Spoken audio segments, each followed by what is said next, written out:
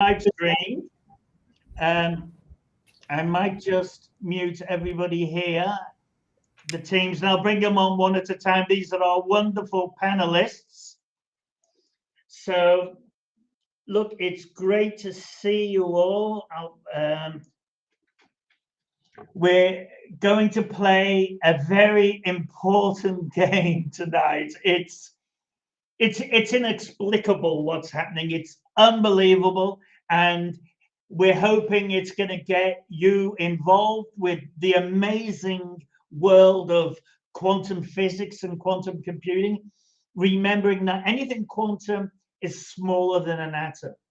So you are made of quantum particles. You are a quantum object. So's your computer, so's everything. We're not atomic, we're subatomic.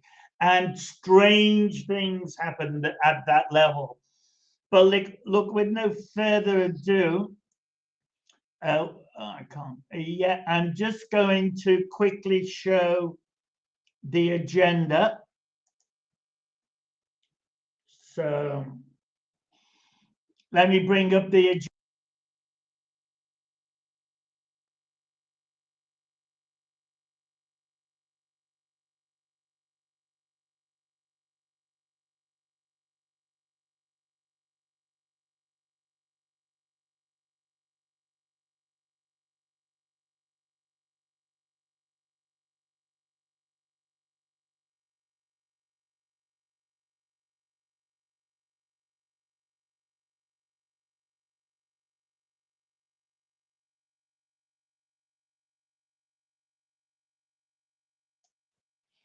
Oh, thank you, Anne, for telling me that.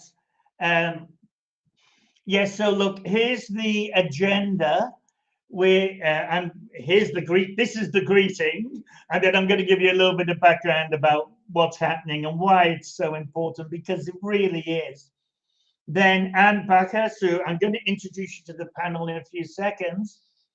Anne is going to explain the game, because I'm so bad at doing things like that. And then we're going to have a panel discussion for about half an hour, talking about anything we want to talk about, really, but talking about, do the games help? Now, look, everybody, get pen and paper, because you can play with us, and we'll explain the rules, and it really is quite easy. So after that, we will then actually play the games. Now, the games are going to take around about half an hour, because I'll be crossing over to the individual countries. We have Team Australia, Team Zimbabwe, Team India, and did I say everybody? Team Malaysia. Sorry, Vic. Yeah, so we've got everybody there. It's going to be fantastic. We're going to be playing live. Now, I do want you all to know this is being live streamed, and we probably will send this to the originators of this game. These are really the cream of the crop at Caltech University in the States, and with Google AI. There's no such thing as AI now, it's QAI, quantum artificial intelligence. It really is. Let me just give you a quick introduction to the teams one at a time. We'll start with Vic. If you can just say a few words, Vic. Hello, Vic. How are you? I'm fine, thank you, thank you. I'm happy being a part of this game. Looking forward to once we start over here, then maybe we can spread around for other places in Malaysia. Okay, and nice to meet all of you. Yes, that's it. Thank you very much, Vic. Now, you are a quantum programmer. At least you're really getting into it, aren't you?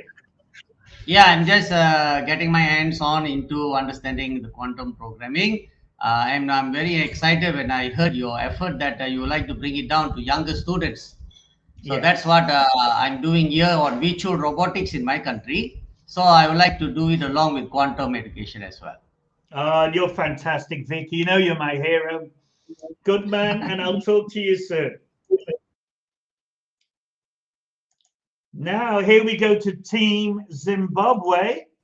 led by the president of One Quantum Africa, Lorraine Majiri. Lorraine, how are you all there? How many have you got? I have three of my friends here. Hopefully, the fourth will join us. We have Noku, Rachi, and Tino. And I'm happy to Excellent. be. Give us a I'm wave, happy to be. ladies. Give us a wave in the background. Yeah, you can. Now, listen here, Lorraine. You've got 4 women there. I want no cheating, okay? No cheating. Well, you all look honest to me, so that's going to be great. Do they know the rules yet, or are they waiting for Anne? I've briefed them on the rules, but definitely they'll be looking forward to hearing it from Anne again. Yes, that's wonderful. Okay, thank you for that. And now we'll move to Anne. Hello, Anne. How are you? Hello, Eamon. I'm well. Thank you. Excellent. Now, you're going to explain the rules of the game, aren't you? I will definitely give it a go. Yes. Yes. Yeah, I was just thinking, do you realize the 4 games and the 4 countries and how many we need at the end? Or do you want me to do that bit? Because I didn't really. You can do that bit if you like. I know we'll be doing rounds, and if you don't get your intersecting matching, then you're out for that. Oh, no, you'll do all that, which explain the game. But yeah, I'll explain the overall game if you like. And Anne, you're the education and training manager at CSIRO Pawsey, and there's a lot happening there, isn't there? There's a lot happening at Pawsey. Yeah, Pawsey is a supercomputing research center, one of Australia's 2 tier 1 centers, and there is a lot happening in supercomputing and quantum at Pawsey. You're absolutely right. Yeah, one of the few places in the world where we're going to have a HPC, which is a supercomputer and quantum hub. So it's fantastic. And very exciting. Excellent. I'll put you backstage for the moment and bring you up in a couple of minutes to explain the game.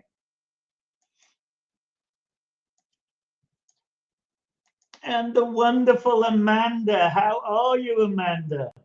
Hi, I'm really well, thanks, Eamon. How are you? No, you're not really well, are you? Well, apart from having COVID, yeah. Yeah. I've got a positive test result today, so you know everyone's got their. I'm very safely distanced from everyone through Zoom. Yeah, the beauty of technology. Oh yeah. The Indian gentleman's having a little bit of a problem now. I can fill in for him unless. You don't have 2 people there you'd like to play with, do you?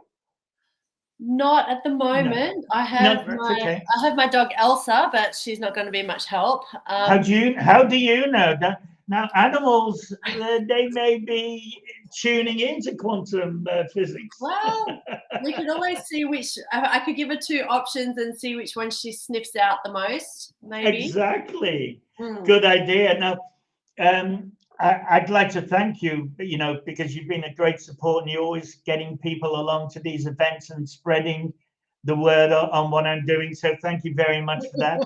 I'll put you backstage now and talk to you soon when we do the panelist discussion. Okay, Anne, we're right on time. Take it away. You've got, how long do you have? Oh, it's 5 minutes, but take as long as you want. 5 minutes, I should be able to cover that, Eamon. Thank you. So you should have with you a pen or a pencil, and as well as a piece of paper. And your referee should have a die or a dice, right? So this little, I have a tiny one here. And you'll need 2 people to play the game, and then 1 referee. And what we're going to be using are things that look like this. They are 3x3 grids.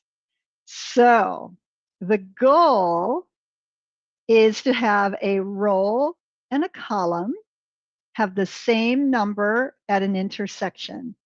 So it sounds pretty easy, right? So if this row is picked and this row is picked, then this would be the intersection, and we want that to be a 0 or a 1, both going up and up and down and going across.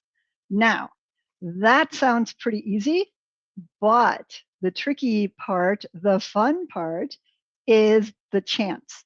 So that's where the dice comes in, and that's where the referee comes in.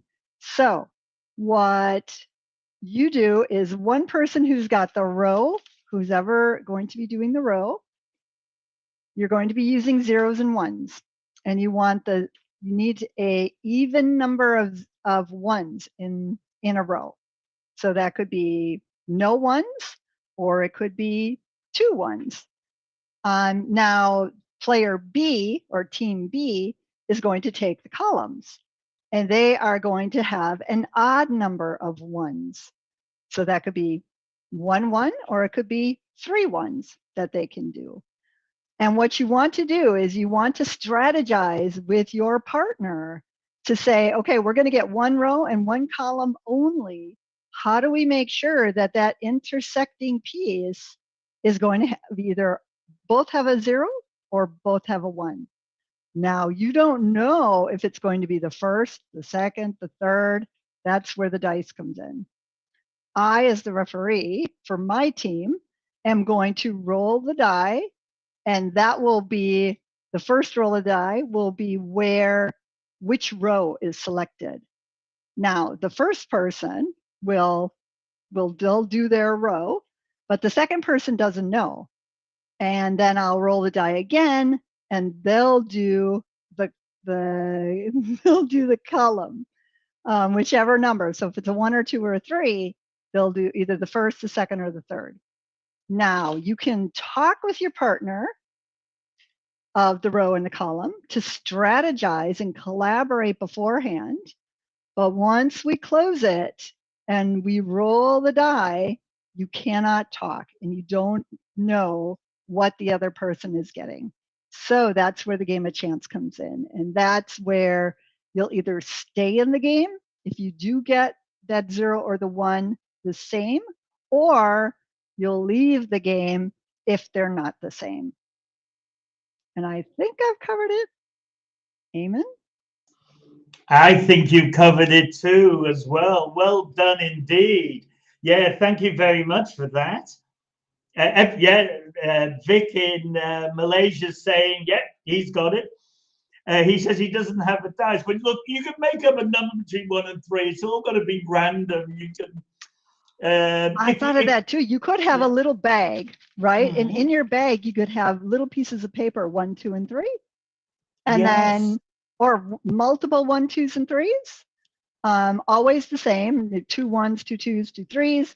Crunch them up, put them in there, and then pick one out, and that's your random number. Well, very creative, Anne. No wonder you're an education and training manager. No, that's fun. It's a game. That is exactly right. Okay, so I'll start. Let me just. There's something Ones I want. Can't be won with certainty. Oh, that's In not fact, what I wanted the more to do. Yeah, and I may put you backstage for a short, few seconds. I just wanted to say that we have. Let me make sure you can see me. Yeah, so as Anne says, that's how we play the game. So have your pen and paper ready, and I'm going to be going over to the teams and making sure that the referee's happy that they know exactly what they're doing. There are 4 teams from around the world: Australia, India, Malaysia, and Zimbabwe. Unfortunately, the Indian team's not been able to come, and I'll be filling in for them.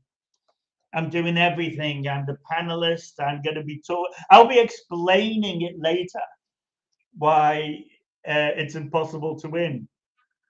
But play along with us. All you need is pen and paper. So now I'm going to go to each area. I'll start with Vic simply because you're top of the list. Hello, Vic. You seem to be happy with all of the rules?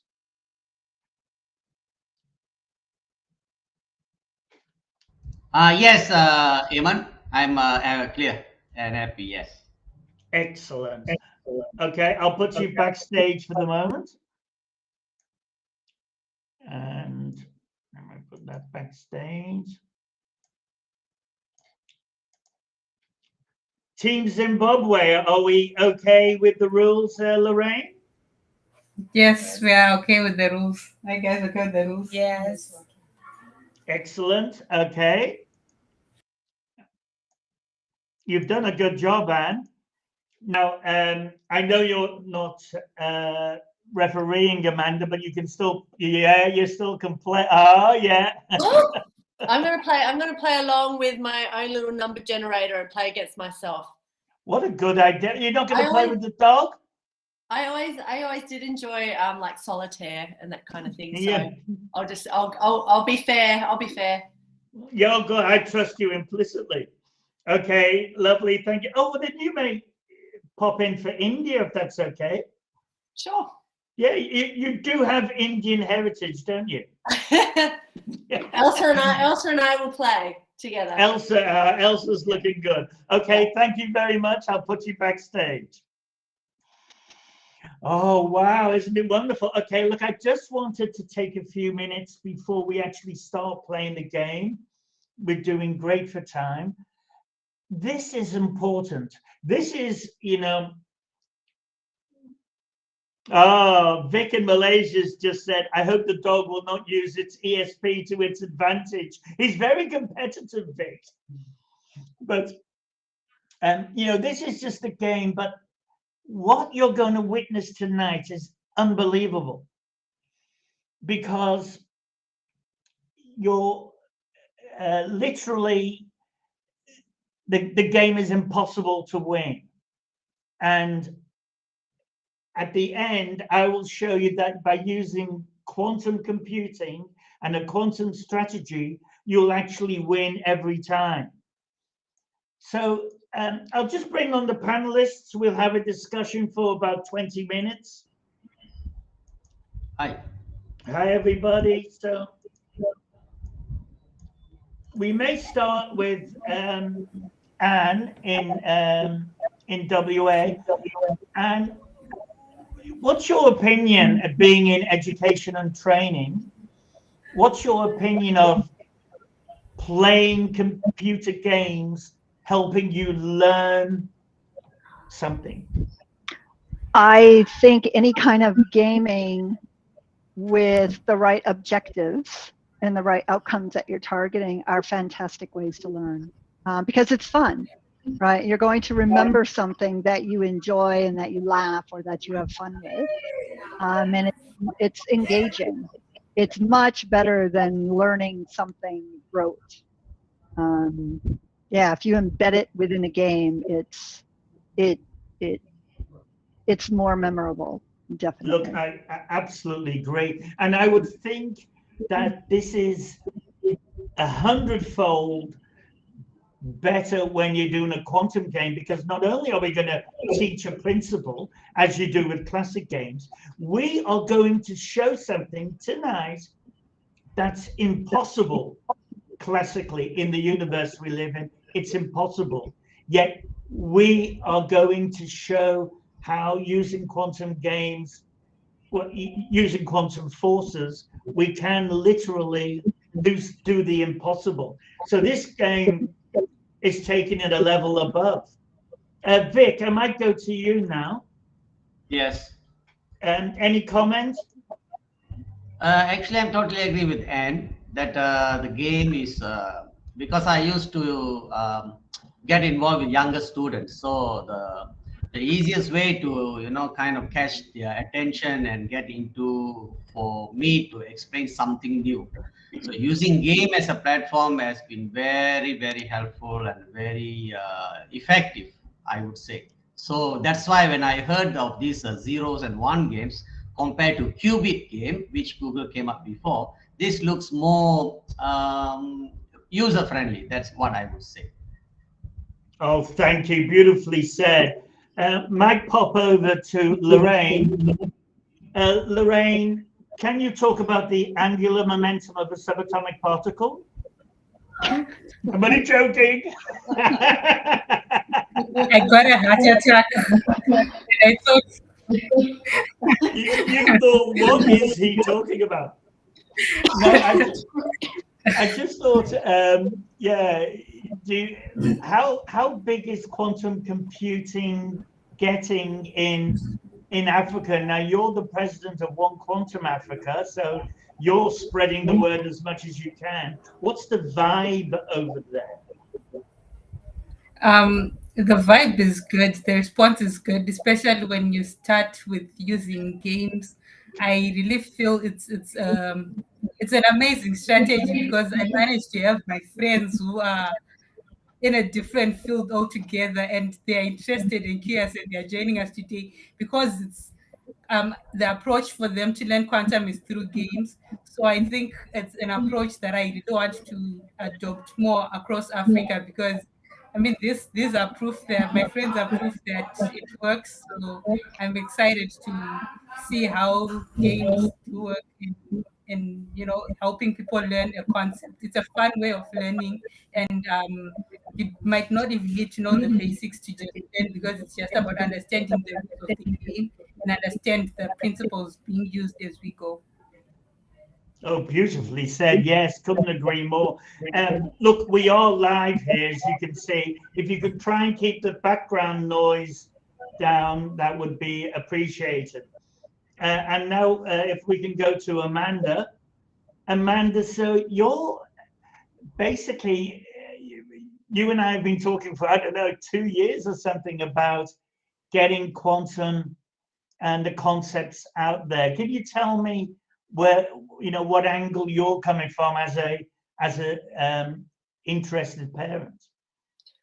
Well, I work with families and educating around having a healthy, balanced lifestyle, and part of that is a model I'm developing around an activity code and how to help kids have that balance. And I just think the way that you are translating an absolutely complex subject such as quantum computing, and you're breaking it down to engage and really support youth coming on board with what is going to be the biggest disruptor like in their lifetimes is really is fantastic, and it's very inspiring to me and the scientist in me. But yeah, I just, along with my passion and like my purpose of helping people with their healthy hearts and minds, I think this quantum science is fascinating, and for people to be able to be brought along this journey and learning together, I think is I think you're doing a great job. Oh, well, thank you very much. And beautifully said. Yeah, it is mysterious, it's fascinating, and it is the real world. I have a bit of a thing when people say to me, oh, what a wonderful world we live in, I say, yeah, what do you think of quantum entanglement? They say, never heard of it. And I say, well, you don't even know how wonderful the universe is. You think it's beautiful with the bit you know. If you knew what the amazing forces that happen in the quantum world, it's unbelievable. But tonight we're going to, oh, sorry, you did say one thing which I thought was really relevant. You were saying it is a complicated area, and it is. I'm going to do my best later to explain how the quantum can win it every time. But before we get to that, I want everybody to play the game and lose. If everybody wins 100% of the time, you've completely ruined the presentation, but you can't. I'm also fascinated at how this sort of noughts and crosses looking game is going to teach us about quantum computing. Yeah, well, you will. Let's in fact, what a great segue into starting the round. So look, let's start round one. Now each country is going to play 4 rounds, and the game you win if see, this is where I get on to explain it. when you play the round, like Anne was saying, if you get different numbers in the intersecting square, you're eliminated. So you only got one life, and if you lose that life, the whole country's gone, and you won't appear in later rounds. So, but at the end of the day, we need at least 2 countries to be alive after 4 rounds. Okay, so that's where we are. So are we ready to start with round 1? Excellent.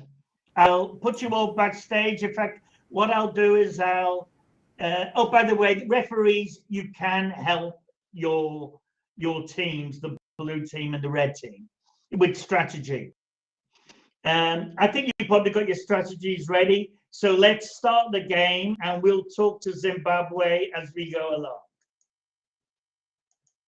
You may start.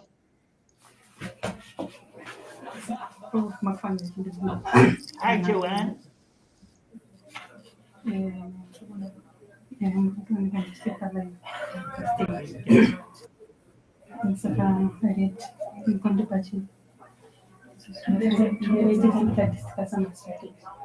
Strategy actions maximum number of frames and regular ratio and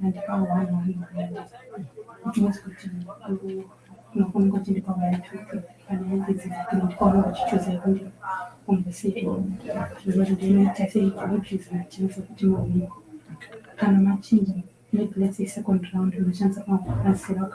means choose a number 2 number 1 and then we'll choose a number 4.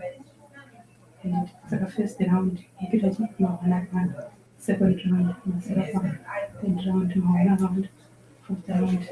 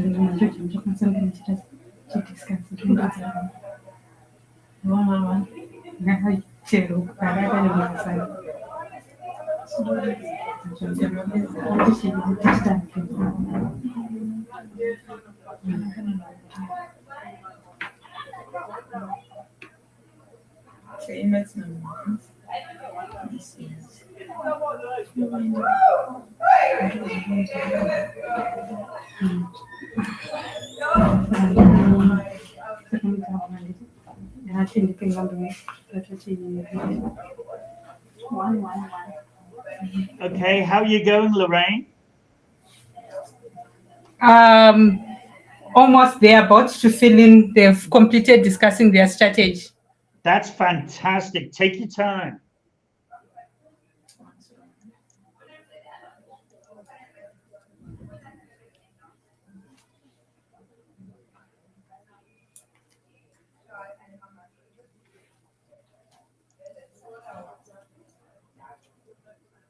There's no hurry. We're playing the game according to the rules Anne taught us, and we'll get the results in soon.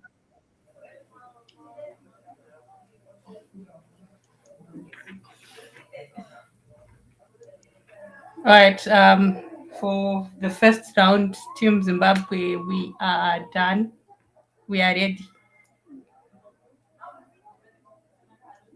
Okay, so let's go to Zimbabwe. How did you get on, Lorraine?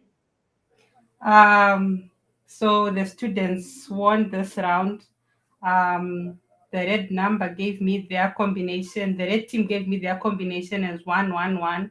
I got 101 from the blue team with 3 and with the red team on the third column and the blue team on the second row. So for that round, the students won.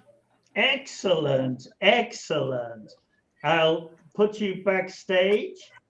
And I'll go to Team Malaysia. Vic, how did you get on? Oh, can't hear you, Vic. Okay, can you hear me now? Yes. Okay, the blue team, row 3, as what I've just put in the private chat there, is a 110. And column 1, the red team got 111. So basically the intersection, same number 1. Excellent. So Malaysia's still in. Oh, yeah. Yeah, this No, it's a lucky round. This quantum stuff's a load of rubbish. And I haven't been changing your name. Oh, okay. Thanks, Vic. Let's now go to Anne in Australia, Team Australia. How did? Oh, Anne, what's this? Oh, I know. Look, so this is what we did. Yeah. And you have one teammate sticking the head in the corner there. 0 1 0 1 0 and 0 1 1. Sadly, they did not. Yes, they did not match. Oh, Wah, never wah, mind. wah. Yeah. No, of course, it's all down to the roll of the dice. It's all down to probability. So that's, yes, that's right. You need to, the problem was you've got a female die. You needed to get a male die and it would have been okay. There's one who's willing to show his face here. He's crying as well. I actually want, I will be coming back and we can talk about strategy. I like that. I love it. Oh my God. Everything's happening in Australia as always, but we'll come back to you, Anne. Now, let's go to Team India. Now, I'm expecting an accent here as well. So, how did you go? I can't hear you, Amanda. Sorry about that. That's okay.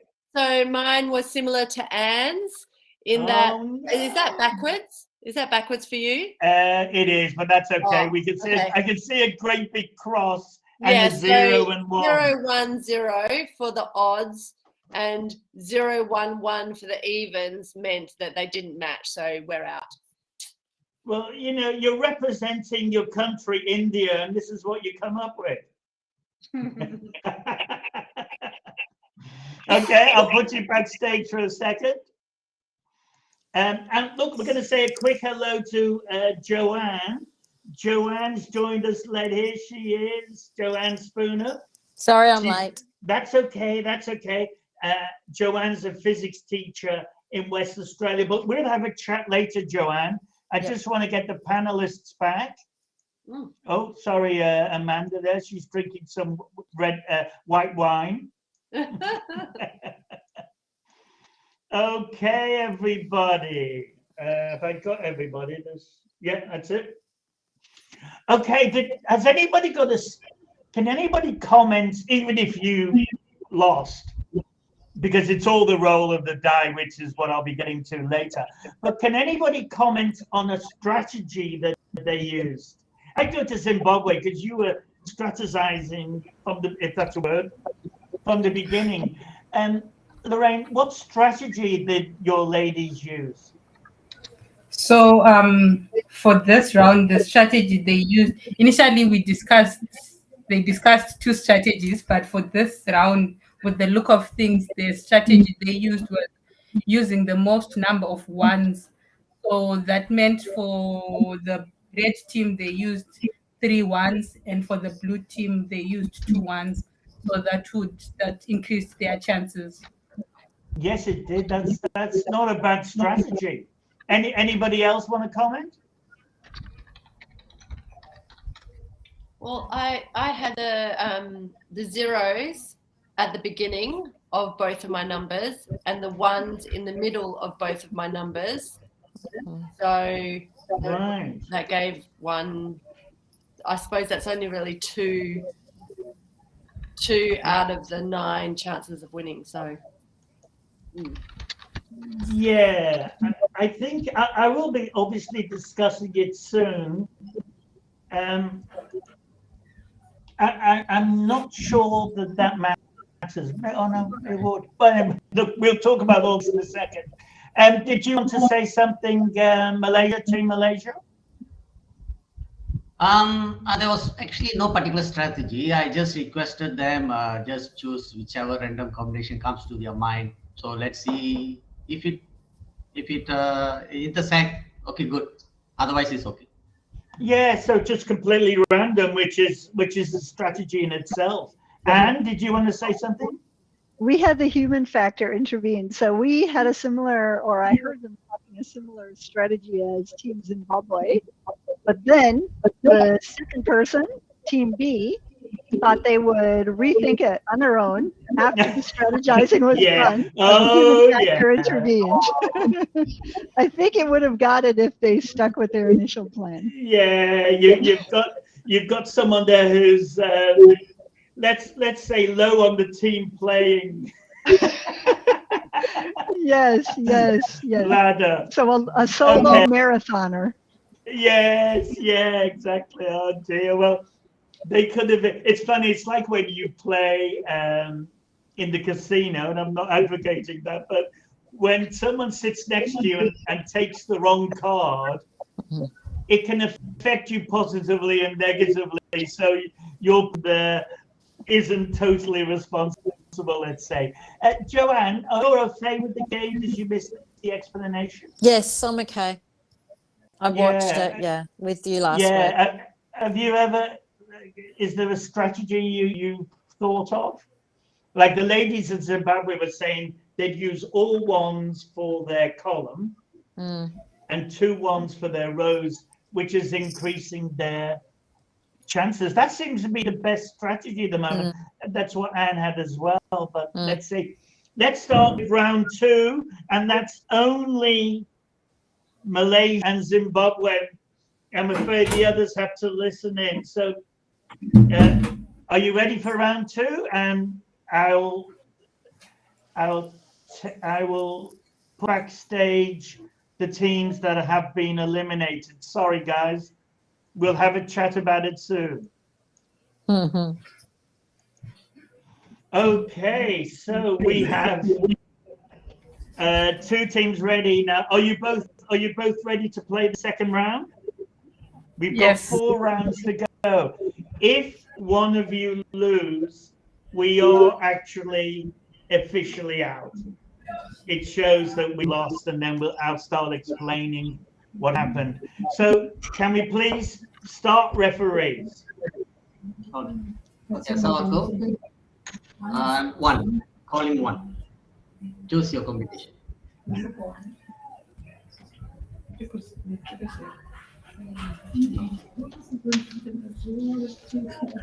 Number 3.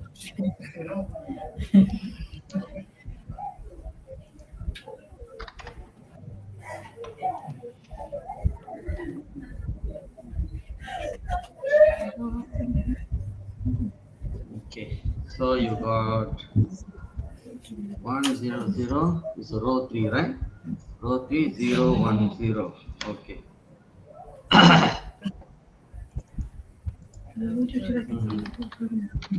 Only 1 1 0 0. 3 0 1 0.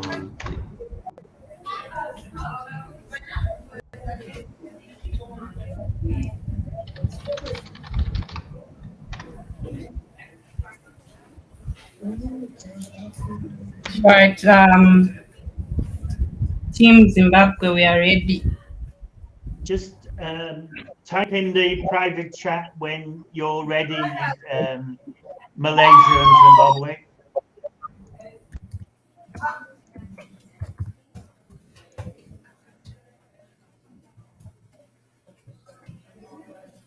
Okay, Zimbabwe is ready. Are you ready, Malaysia?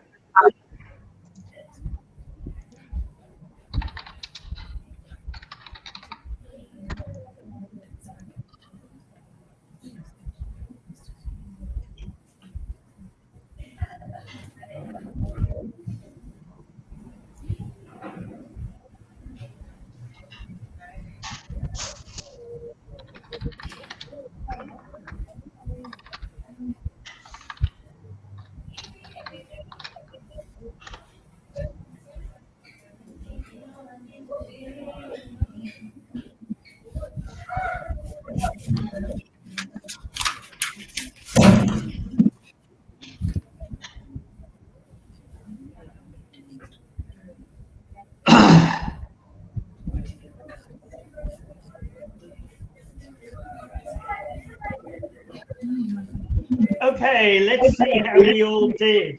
Let's start with Team Malaysia. Vic, how did you go? Yep, it's a match. Column 1 is 100 and row 3 010. Excellent. So Malaysia's through. And what Must be my about lucky day. Yeah. My wife is with me, so probably it's my wife's charm.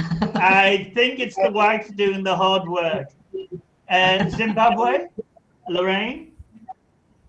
We are still in. The students won with 100 and 000 on third row and third column.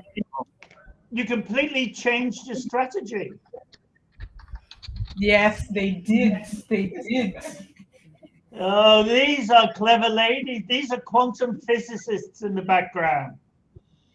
They've got to get into quantum. They've got the mind for it. Okay, let's play round 3. 2 more rounds to go.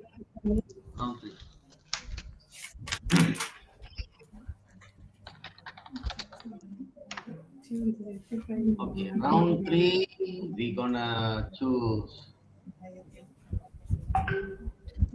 number 2. Column 2.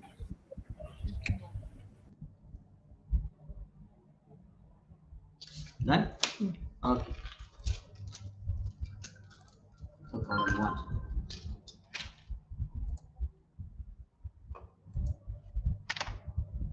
Okay.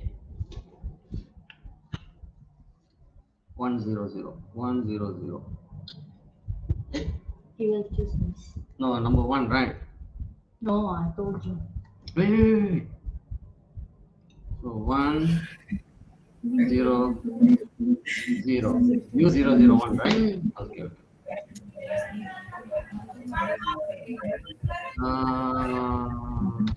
Number 1 is 100.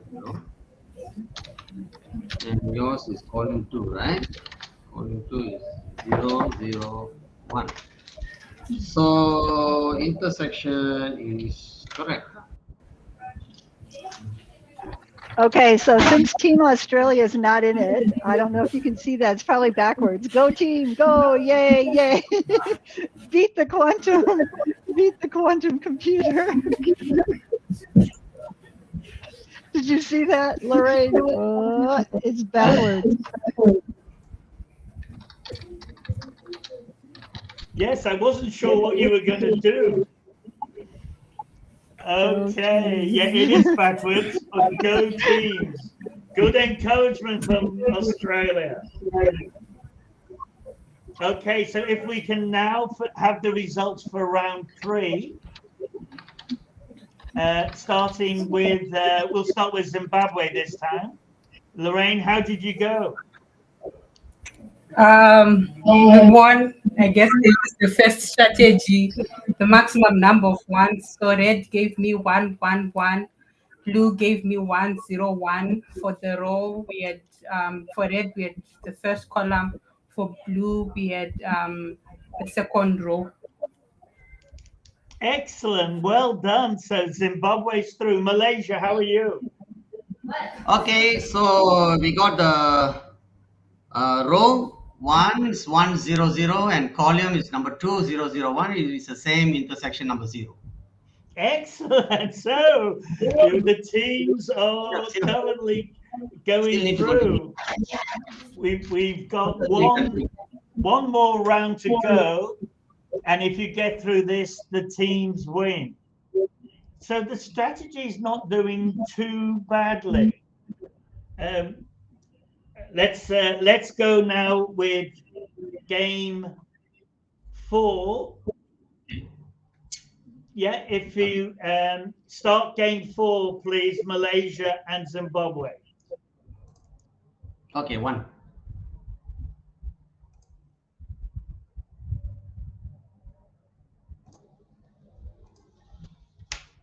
Okay, so 3.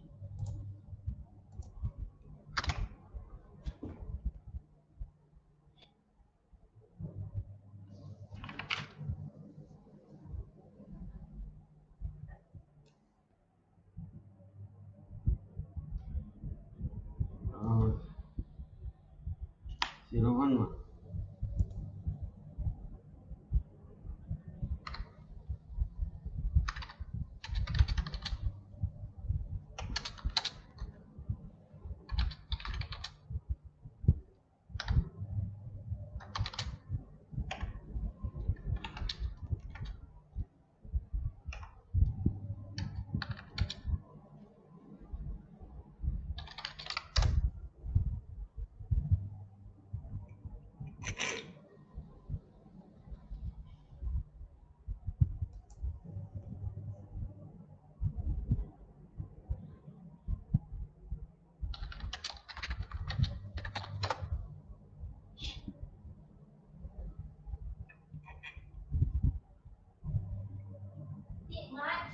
Hmm.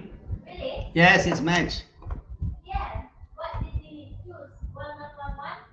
I think my student, his student use 011. Yeah.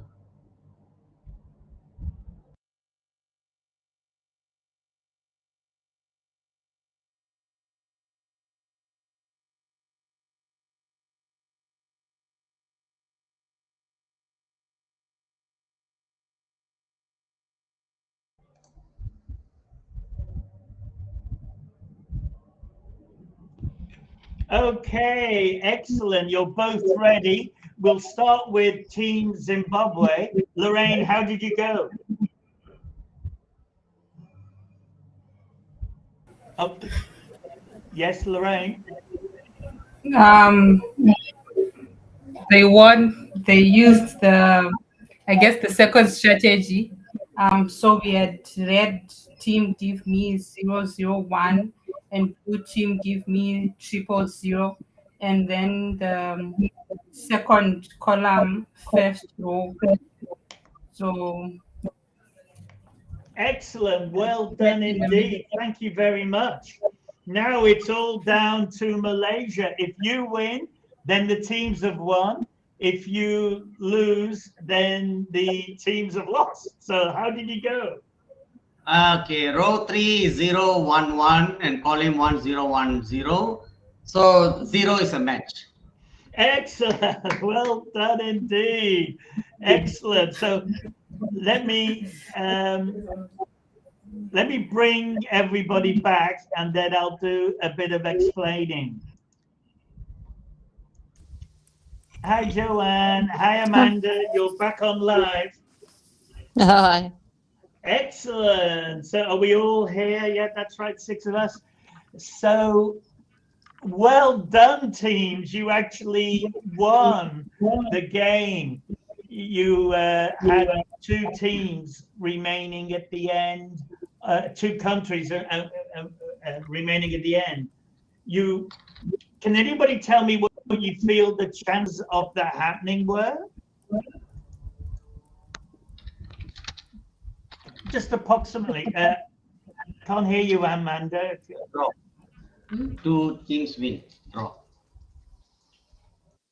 Actually, it is a draw more than anything else, isn't it? But I'm happy to give it to the teams. But that was a bit of fun. But the important thing was, it was very, very difficult. Can you imagine you all play? How long would it take us if we all played again for everybody to win every single game with any strategy? So can anybody want to say something about the games? Amanda, I can't hear you.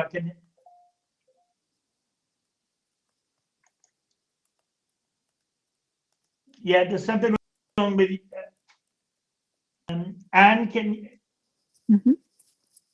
Yeah, I can hear you, Eamon. I can't hear Amanda. yeah. So something happening at your end, Amanda. Do you want to try again?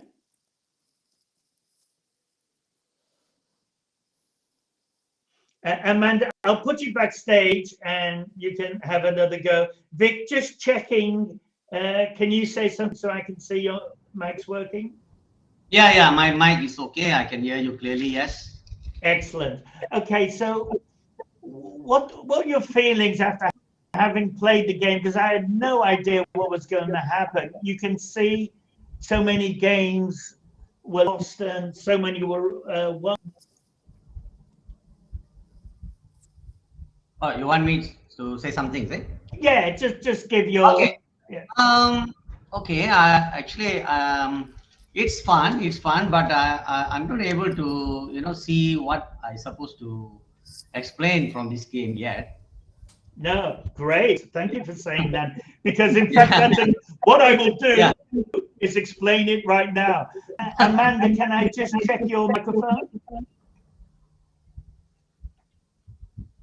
Amanda, can you say something? We can't hear you. Okay, we'll take that offline. Let me do a bit of explaining.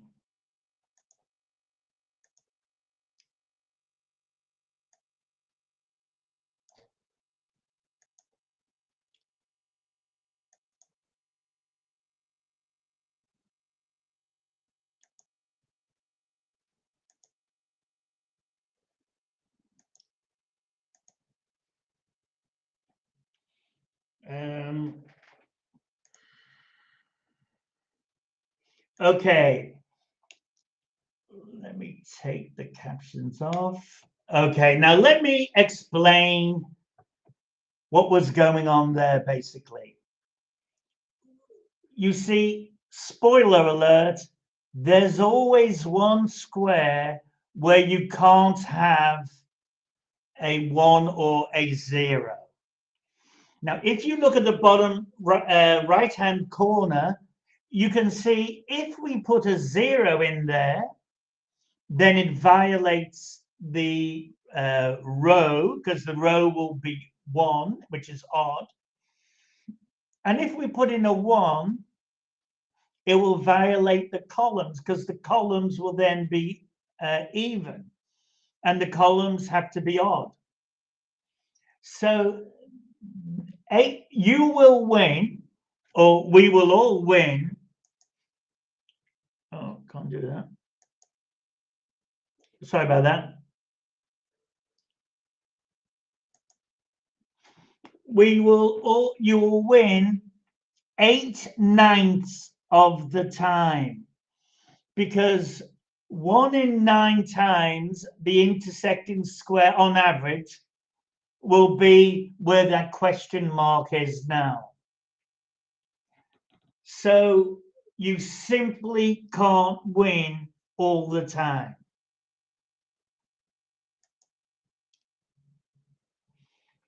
Your chances of winning are actually, in the game that we've just played, was 8/9 to the exponent 4.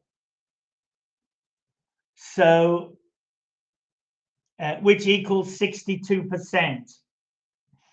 So with 4 countries playing 4, oh, wait, that's just, no, wait a minute, that's just one country playing 4 rounds.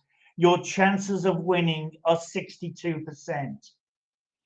So the probability of one group winning n games is P equals 8/9 to the exponent n. Okay. Now, so the chances of you winning after 4 rounds is about 50%. So, that's how it goes. But if you were playing 24 rounds, just using that number, you've got a 1 in 1,000 chance of winning. It's, you can see the curve and how quickly it goes down with the number of games. So if you're playing around about 11 games, you're already down to, I can't quite read it because it's not that good, but about 4 or 5%. And every time you play, basically, you're giving yourself a 1 in 9 more chance of losing. So using all the classical strategies, you win about 89% of the time. After 4 games, you've got a 62% chance of winning. And every time you play, it's 8/9 times 8/9 times 8/9, etc. So your chances of winning decrease every time by 1/9. Oh, I've got a. I've got. Sorry, I've got questions coming in from the audience. Here's one from how number they decide. Oh, great. Now that I've seen your questions coming in, I'll get to them in a second. Thanks for that, Alan Beryl. So here you've got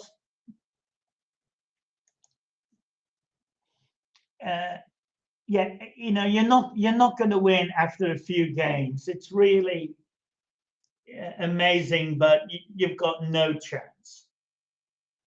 So now here we go. At last, everybody's saying we're going to be talking quantum, because I'm telling you. Sorry, I'm sorry, I'm doing 100 things at once backstage. But I'm telling you that using a quantum strategy, we can win every game forever. If you played 100,000 games, you would win every one of them. Somehow, that screen that we got back to where it was a 1 and a 0, and that's the way it is in our classical world. But somehow the quantum strategy can get over that. Now, we're all having fun and it's a game, but what is happening defies all logic. And quantum application developers are already writing industrial quantum software that beats all logic. And we're beginning to understand things like DNA, sequencing, photosynthesis, bird migration. Trust me, this is all down to quantum physics. So,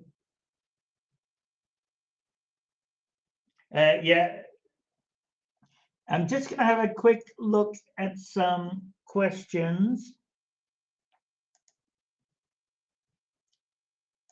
Now, I'm putting Becky here, Becky Darcy, and that's because she's my niece.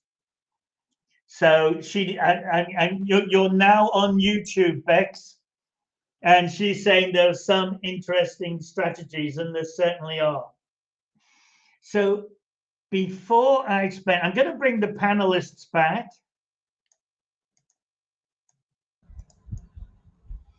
Oh, Lorraine, are you still there? Yes, we are still here. Okay, so now. Oh, let me just hide. Yes. We got you, Amanda. Oh, is Amanda back? Yay! Excellent. So we're all here. That's wonderful. Nice to have you back, Amanda. Now, before I explain the quantum strategy, can we just talk about how unbelievable it is that we can play a game like this and write a quantum program that can make us defy logic and win every time? Vic, with your programming, do you have any insight, to add? Because I believe since we are working, because I noticed someone asked the question how anything or anyone can get it right every time forever, right? So you see, sometimes when we do some simulation, like in my virtual robotics, we play on the ranges, okay? Sometimes we try with the short range, we try with the long range, and then we do some charting, how well it things works in relative to the change of ranges. So that's why I believe I've also put a comment in the private chat, because probably since you're working on 3x3 grid, okay, I maybe later would like to simulate what if my students play on 4x4 or 5x5, what would be the probability later on if they, playing this game. Just as a kind of some study which I would like to, give a try and see, and see is there any difference. Is it the grid influences the outcome of this result, where most of the time we are getting correct, the matching is happening, or if the grid is widened, will the matching still can be achieved? That could be some study that I would like to make later. I think that's excellent. You're right. The question is there going to, if you increase the grid to 4 or 5, will you still have that magic square, which is what it is known as? Will you still have one or more squares that you can't fill in both ways? So that's good. And look, Joanne, we haven't heard from you, which is not your fault, it's my fault, but you're a physics teacher in WA. Yep. I'd love to hear your comments. Having something like this happen in your class, it will be amazing, especially with all the different groups that are going on in the class, and they'll get to see it happen lots of times and how they are going to lose. That's what I want to see. I can't wait. Yeah. Excellent. Amanda, any comment from you?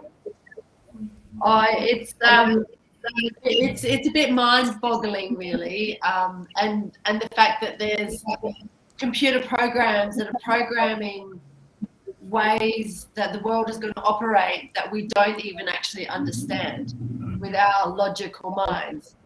So that's kind of like, so on one hand, we're programming all these computers to do these magic things, but we don't actually understand. So that to me is like quite an interesting concept. Well said, yes. And Hems, there is a way that I can make you, that you can actually join in. Look, I'll just read out your question, your statement, which is exceptional. I used to be a software developer, and everything about writing code is very logical, down to the last semicolon. Absolutely. I don't understand how a program can be written that's not logical. Oh, wow. That's similar to my comment. I'm sorry? That's similar to my comment. Like, how can we be developing ways of operating in this world that you are trying to translate so that children can get on board and understand this radical change? Yes. We don't have the capacity to understand it mentally. Well, we do have the capacity to understand it, if I may correct you, but it's not intuitive. It's definitely not intuitive. Everything to do with quantum physics is not intuitive. When scientists first looked at developed the technology to look inside of the atom, they couldn't believe the experimental data that was happening. Quantum particles are anything smaller than an atom. Normally it's the electron, photon. Photon has polarization, the electron has. Look at Vic nodding his head.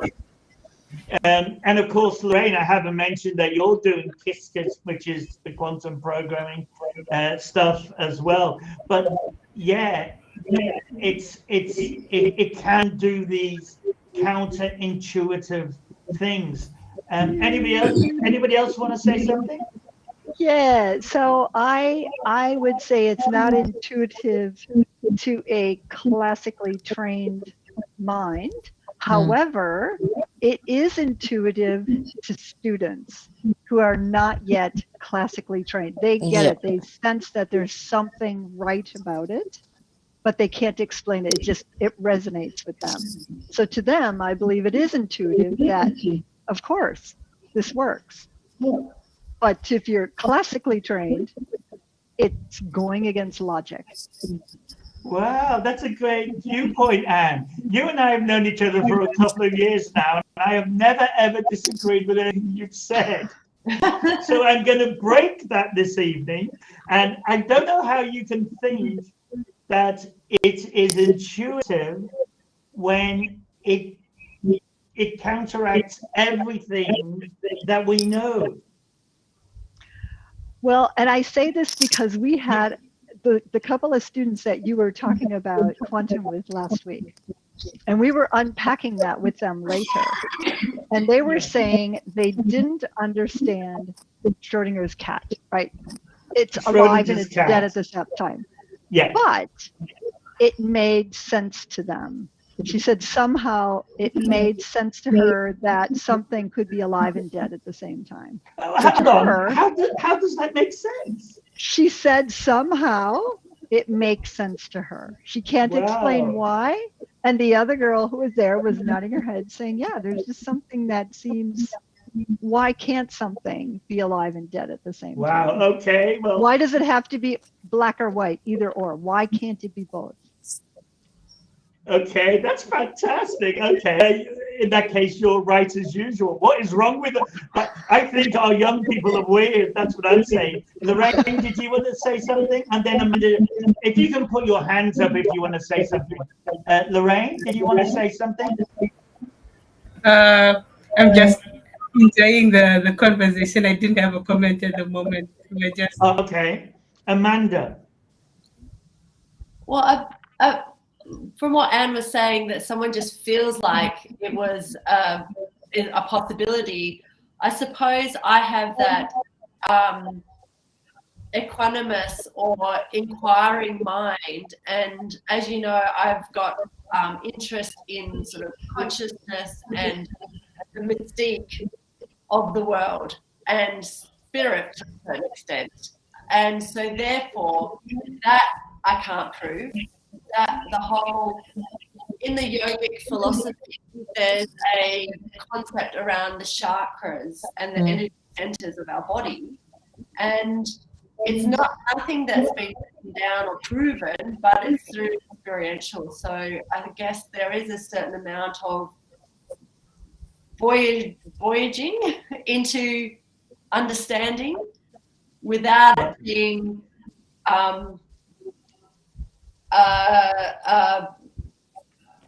becoming a clump by being observed.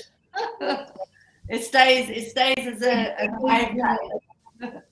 Look, well said. I'm with you. Now, as you know, I'm very scientific. I don't believe in anything that can't be demonstrably proven. But I've always said, I've said it to you many times, but I've always said, if science can't give an answer, then don't start saying what it isn't. So it may, something weird's going on. By the way, Einstein said it wasn't. Einstein in 1932, it's a very famous EPR paradox he did with two other authors. And he said, there is nothing funny going on here. It's just our knowledge isn't good enough. And to cut a long story short, he was proven wrong in 1966 by an Irishman, Professor Bell, who proved something weird is going on. Now, it's 7:10. Is it time for me to explain? And look, well, I'll explain in a second, but is it time for me to, yeah? I want you to ask me, please, Eamon. All right, done then. Please, Eamon, can you explain, please? Wait, also, but I'm interested in what Eamon, let us hear the explanation. Yes, that's better. Okay, I'll put you all backstage. And if you do, yeah, it's difficult for me to check you backstage, but if you do have any questions, put it in private chat and I'll get to it as soon as I can. Okay. Now, first thing I want to say is that, yeah, I'm going to play for you the answer that has come from Caltech and the Google AI people. So that will, if you have no knowledge of quantum physics at all or quantum computing, you will not understand this explanation. But I want to play it anyway, so you'll start becoming familiar with terms and things like that. Now, I will explain after this video, I will explain what is happening in as basic a way as I can, but that means I have to explain quantum entanglement and a thing called superposition, a Hilbert space, a phase shift, a quantum gate, and we're not going to do that in 10 minutes. But I want you to you're not going to follow me, but I want you to be intrigued as you are. But let me play the video first, and then I'll explain, and I will take any questions from the audience and any questions from the panelists. Let's go.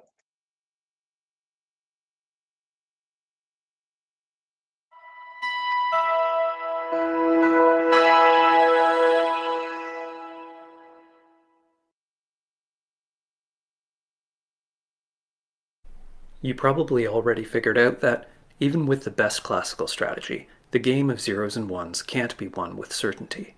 In fact, the more times you play, your odds of winning get exponentially worse. But things are different if we're able to see the world through a lens that brings the quantum realm into focus. If you can access it, you can unlock powers that make the impossible possible. For example, you can win this game 100% of the time, every time you play. Researchers at places like Caltech and Google are learning how to build new machines that act as our lens into the quantum realm. We call these machines quantum computers.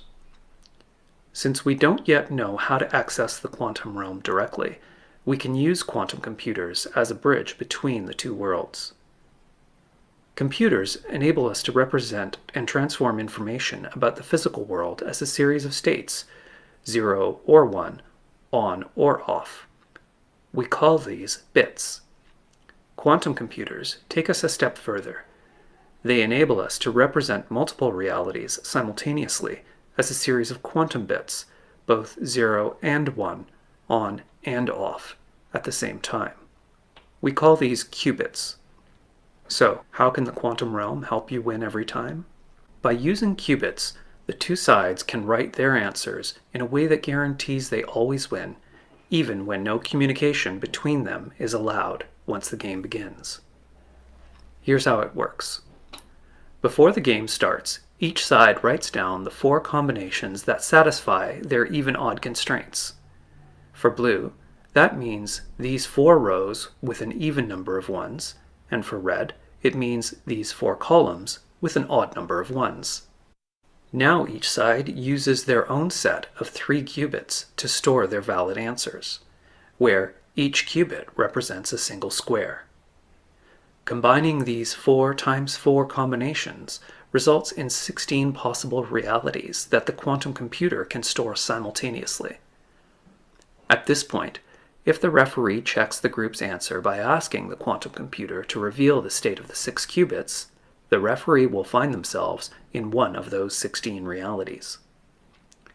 But not all of them lead to winning combinations for the group. While each row is even and each column is odd, the intersecting square observed by the referee also has to match. Let's assume for now that the referee observes the middle row and the middle column. In this case, the middle squares in each row and column have to match. Out of the 16 possible realities, the blue and red side only want to keep the 8 where the row and the column match. To do this, we can use an ability that's unique to the quantum realm known as quantum entanglement. This ability enables the two sides to link the state of their middle squares so that they always match. After this procedure, the only realities that remain in the quantum computer are the 8 winning realities. When the referee asks the quantum computer for an answer, they find themselves in one of those 8 realities with equal probability. They have no control over which of the 8 realities, but it doesn't matter which one, because all 8 lead to a win for the group. But what happens if the referee chooses a different row and column? The 8 winning realities for the second row and the second column no longer guarantees a win. Can the blue and red sides update the state of their qubits in the quantum computer without communicating to still guarantee a win? The group needs to store one more piece of information in their qubits. Let's look at the 2 realities where the row is in the 000 state. For this row, there are still 2 options for the column. Remember that blue can only see the qubits in their row, so only the 000, and has no way of knowing the state of red's column. We can fix this using another important aspect of quantum states, but we have to go back to the start. When the groups store the possible states of the rows and columns in their qubits, the quantum computer allows them to assign a plus sign or a minus sign to each of the realities. You can think of these like positive and negative numbers, in the same way that you can add a -3 to a +3 to get 0. When 2 realities with opposite signs come together, they annihilate each other, like matter and antimatter. Before the game begins, the group agrees to put a minus sign in front of every reality with a 1 in the top square of the column. Going back to the 8 winning realities that we saw earlier, we see this set of signs. Now, when we look at the 000 row, blue can distinguish between the 2 different realities for red's column. For one, they see the 000 state, which is linked to the 001 state for red's column, and for the other, they see -000, which is linked to the 100 state for red's column. This is enough information for blue to update their row to match any row that the referee might choose and still win. Let's see how this works in an example. If the referee chooses the bottom row instead of the middle one, leaving the middle column unchanged, here's the strategy that both teams agree on in advance. If a reality has a minus sign, nothing needs to change. The intersecting digits already match these cases. For the other realities, the recipe is simple. Blue just has to flip the state of their first and second squares. This doesn't just work for the 000 row, but for each of the 8 realities. In the same way, a set of updates, like flipping the first 2 squares in the row, can be found for each possible choice of the referee, so that the resulting 8 realities are always a win.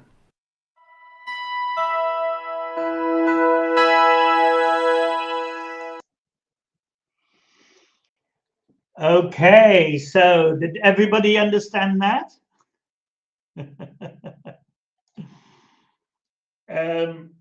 Right. Now, I'll bring the panelists back, I think. Are you there, Lorraine? Because you can all, oh, great. You can all hear me as I speak. Now, Yes. yes, great. Hems, I hope you're still watching. Hems Thakrar,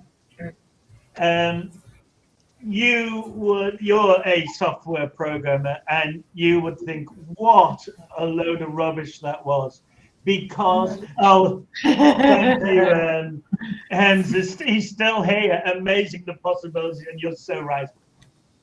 I always say to young people, learn this stuff now, and you will have a challenging, professional, highly paid career for the rest of your life, because people like Hems, people a little bit like me, although I've never been a programmer,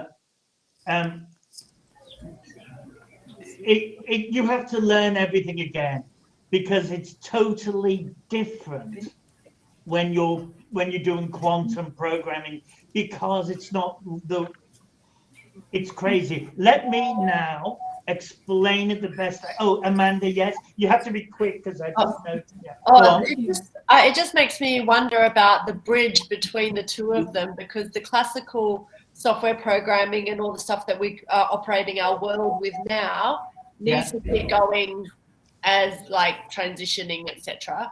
And then there's the young people coming with this new way of thinking and operating. Yeah, absolutely right. And a lot of the traditional programmers are well aware of this. Yeah, there's many things I could say about what's happening in the world and the programs. No program on any classical computer will ever be directly portable to a quantum computer, but there are interfaces being written here in Australia as well. Anne knows about it, but let me try and explain this at a very basic level. And I do want to add, let's all stay in touch, because we can do the same thing next week, and I'll explain this in greater depth, because if you don't know any of the terms, you're not going to understand it. But try and understand, what I'm actually, going to say now. It's going to sound weird, and I'm not going into detail to explain it. Quantum particles have they have many amazing properties, but they have two amazing properties called quantum entanglement and superposition. Now, in an experiment that's being done millions and millions of times, called the double slit, it was proved that a subatomic particle has this thing called wave particle duality. It is in superposition.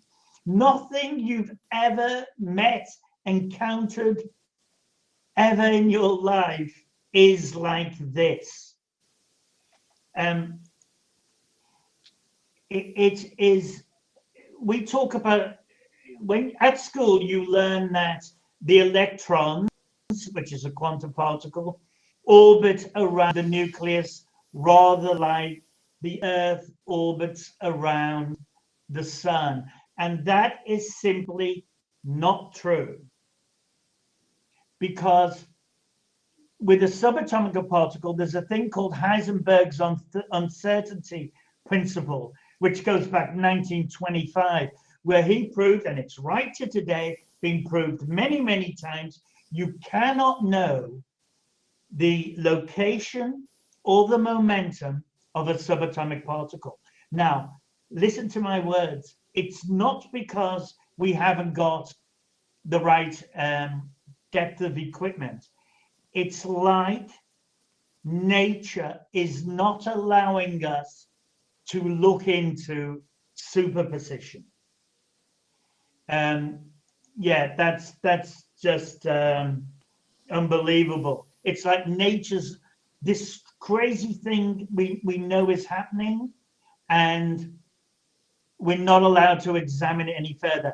But it basically says a quantum particle can be in a million different places at once. It has a probability of being in those places. You can't say it's there. Amanda, I'll finish my monotribe, but then we'll get back. Yeah, you can't say where it is.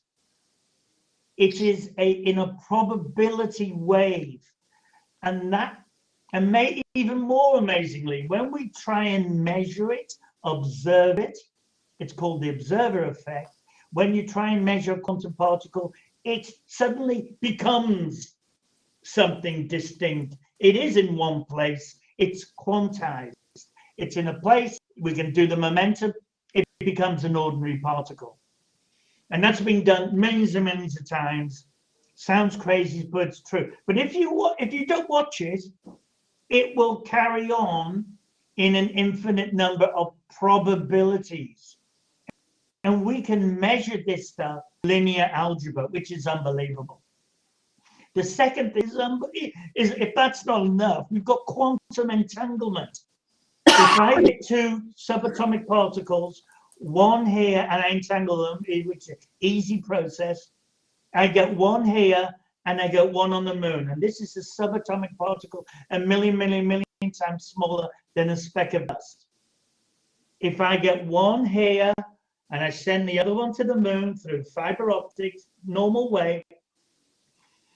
And then if I push the one on Earth a little bit to the left, the one on the moon will move a little bit to the left. Now, we can't explain it. It's been proven many, many times. And the other thing is we're talking distance here, but it's also over time. It's called temporal quantum entanglements, where we believe, now we haven't proved temporal quantum entanglement yet. There's a fantastic experiment called the delayed choice quantum eraser, which I'll talk about in the future. But these are connected over time. These subatomic particles that you are made of are connected over vast distances. I might say when you push one a little bit to the left, the other one moves a little left instantaneously. Einstein didn't like that because it's violated the general theory of relativity. So you've got entanglements and you've got superposition, which are really, really weird. Now, the quantum solution from Google AI, and doing these sorts of programs between drones, and they're doing crazy things instantly. Quantum teleportation is something I lecture on all the time, and that is already being done. We have the Chinese 5 years ago teleported something from the Earth to an orbiting spacecraft instantly.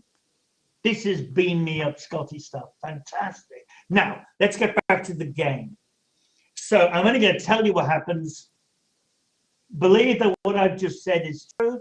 Then what happens when we play the game, instead of having a row, we still have a row. We have 3 qubits instead of squares. We have qubits, and these qubits are subatomic particles in this strange superposition. Now, when the referee rolls his dice and he says 4 and 6, or no, he doesn't. He says 1 or 2 or whatever. And that refers to a certain qubit, and those qubits are entangled. Now, there's else I should have said. Each one of the qubits has what we call a Hilbert space. All of the possible combinations exist on every qubit. Now, I'm not saying, they actually exist. Like Schrodinger's cat is dead and alive. These are, in every single, I think there was 64 combinations here. There's probably more actually. But I love hens, but we're actually each qubit is in a superposition of everything it can possibly be. Now, when the referee throws the die, and he then hones in, if you like, on those 2 numbers, and those 2 numbers together reflect the intersecting square. You can work that out because it's difficult to explain. Because everything is in the probability of being everywhere, you can concentrate on the intersecting square, and you entangle those that form the intersecting square on the rows and the intersecting square on the columns. There's 1 in each, and you entangle them. And when you entangle them, they will always, always, always give the same result. There will always be 1 or 0. So straight away, you may remember, if you understood a bit of the video, straight away you're down to 8, where you're automatically going to be right.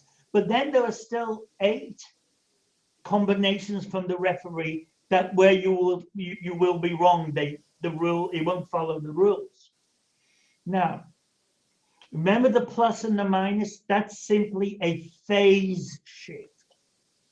If we're talking electrons or photons, photons is a particle of light. It has polarization. You can have it positive or negatively polarized. So that minus is the state of some of those qubits are, the phase, sorry, is minus, and that can be detected. And when that is in minus, it then goes to the other two qubits and performs a quantum gate, which is called a Z gate, and that flips them, and you will always win. Wow. Any questions? Oh, actually, I might just answer the Facebook user group. How is teleportation measured, observed if the double slit experiment findings mean the observing world would interfere with the result? Teleportation is done mostly through entanglement rather than superposition. You still need to communicate. They have a bell pair, like in the game when the referee says 1 and 3. Those two are entangled in a belt state. And in teleportation, you have them in a belt state. So you can't just teleport anything anywhere. You can only, and you have to prepare a belt state first and then send the other one. It could be on Voyager now, so it could be out of the solar system. But you've got to, you know, you can only teleport with those two qubits. And you also need a classical bit to collapse the wave function. When you view a subatomic particle in superposition, it collapses. So in teleportation, you're collapsing one. And Amanda, you had a question ages ago, sorry.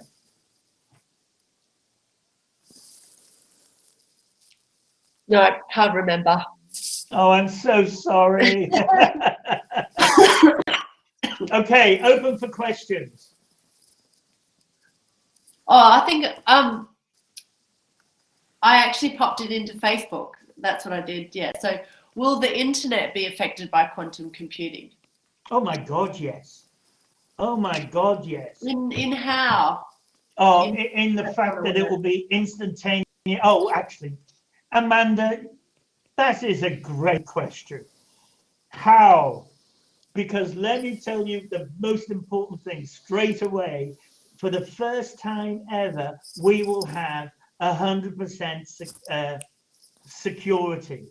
Now, that might not sound like a lot to you. That is killing everybody. It will kill cryptocurrency. It will mean that the dark web, which we now find out because we can decrypt it, it gives the uncryptable code. When I did my... Will it put Cisco out of business? Oh, well, yeah, they'll have to change. Everybody's going to change. Yeah. 3 months ago, oh God, who's the guy? Jeff Bezos and Elon Musk. He's always going about quantum computing as well. But Jeff Bezos said, and by the way, Jeff Bezos studied quantum physics. He gave up before he's the founder manager of Amazon and others. He said, the future is quantum computing. I am not exaggerating when I say it will literally change everything, and it will. It will change every company in the world. To get back to the internet, though, I've told most of you this, and I won't explain it now, but when you use an ATM, the fastest computer on earth that does 200 quadrillion operations a second would take 3,500 million years to get your PIN. A quantum computer can get your PIN virtually instantly in 6 seconds. So I came up with a question when you mentioned about the teleporting via oh God, my brain's not working. You said that the teleporting to the spacecraft was via what's the cable that you spoke about? Well, there was no cable. Optic? No, Did you fiber say- optic. That wasn't. There's no fiber. There was no fiber optic or anything, because once you needed to entangle at the beginning, but once you then have the photo. Hello, what's his name? Anyway, because I really want children to learn this. I believe in laugh, learn as a family. Learning something with your parents is something I would dearly love to do now. But the fiber optic was just getting the photon to a destination. There doesn't have to be any connection between the two photons once it's there. So the teleportation is done without any connection. Does that make sense, Amanda? Or you didn't hear because you were trying to get your son sorted? Sorry, that was it was a little bit hard for me to like be in. Yes. I'm not quite in a superposition. So No, you're not. Yeah. No, you're not. I'm definitely Okay. in the classical world. Indeed. And do you have any questions? No, just trying to get my head around it, Eamon. Yeah, I mean, we will have follow-on sessions from this, because if you should want to know how this works, and believe me, I can explain it to you. I just can't do it in 10 minutes. Lorraine? No questions for me. I'm still trying to digest it all. Yeah, now you will see. Sorry, I should say something. The Caltech and Google AI have not released the quantum code, the quantum circuit. But I'm working with a incredible quantum physicist, fantastic person, and we understand how it's working, but obviously going into the detail is difficult. But Lorraine, I'm serious. This is something you will be able to program if you keep on with Kiskers. You'll be programming as if it was nothing in a decade. Think so? But you really will, because there will be a pull down graphic that does the whole teleportation, this. The important point I want to get out to all of the audience out there, and thank you for your contributions. This is defying logic. The game we played before cannot be won. Yet, with what I explained very quickly to you, we will be able to win every time forever and instantly. And we can write programs in business that have this unbelievable, inexplicable, well, I was going to say logic to it, but there's no logic. Now look, it's go on, Anne. It's not Anne, Amanda.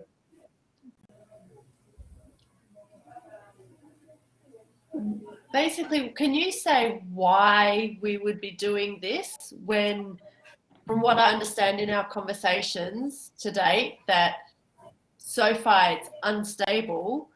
How are we going to progress? How is it going to take off without it being surrounded by fear? I mean, look at how change with climate change and the changes we need to make have root fear amongst fear. Could you imagine when it gets out that it can solve your PIN number? So why is this happening? Oh, that is a great question. Anne, did you hear that question? Would you like to answer it? Did you? I did. Well, I've been thinking as we've been discussing, right? So from our I guess from a supercomputing perspective, right? There are some projects or questions or problems that are better suited to a classical or traditional computing, and there are some questions, problems that are better suited to a quantum solution. And so what, for example, we're doing at POSI is we're trying to blend that, right? So where a question is better answered in a traditional use of supercomputing or computing, that is done, and then a subroutine, if you will, goes out to do what is appropriate for quantum computers to do, feeds that information back in.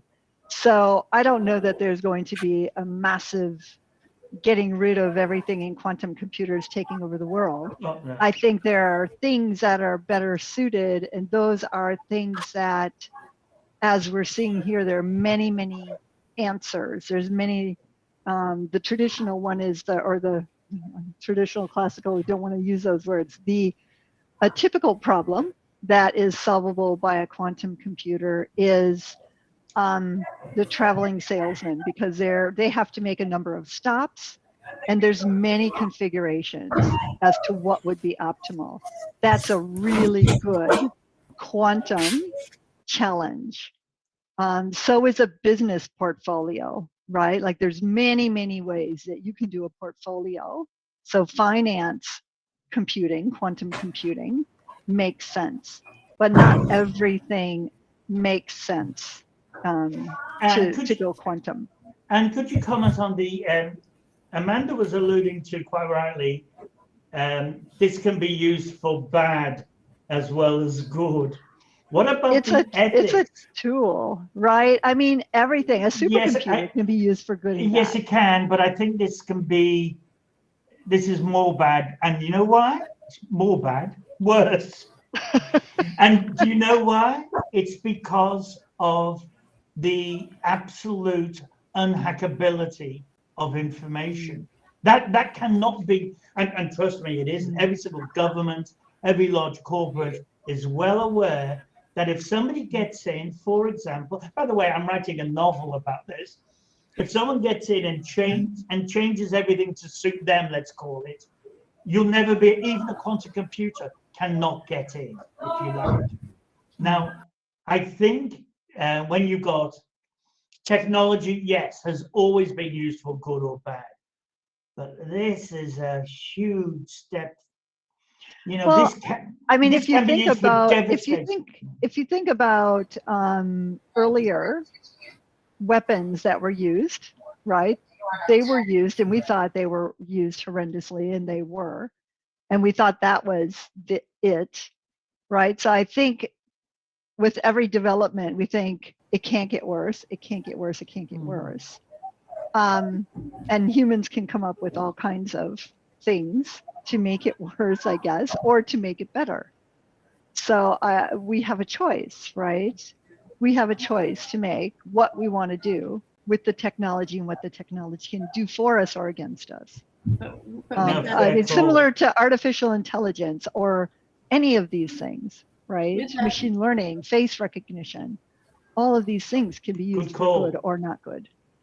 With that example, talking about weapons, am I right in understanding that the nuclear bomb was developed and then nuclear power was derived from that technology? No. Is that right? No. The nuclear, by the way, which is quantum physics, by the way, nuclear fusion. But it's, it was known about in theory, and it was, used. So the bomb was used, but nuclear energy was known that it was going to be used for that as well. It wasn't, hey, we can use it for something else. No, it was always going to be used for energy. Then, and we're talking the likes of Einstein, who said, you know, he felt dreadful that his research and knowledge could be the end of the planet. And Einstein quite rightly says we've been challenged before, but no, it was known right from the beginning that splitting the atom provides energy. That's what the sun is. I seem to remember a quote from Einstein saying How did it go? Something around, if we wait until we run out of oil before we realize that using solar is the energy source that we should be using, then, you know, it'll be a sorry day or something. Well, you're not going to get any, something along that context. no disagreement from me. Look, it is 7:45 now. We probably should wrap it up for the people at home. I'd like to thank all the panelists. You've been amazing, and you actually won the game. So it's fantastic. So let me say goodbye to everybody. Thank you to the panelists, and let's stay in touch, and we can go one huge step further next week. Thank you all. Thank you. Thank you. Bye.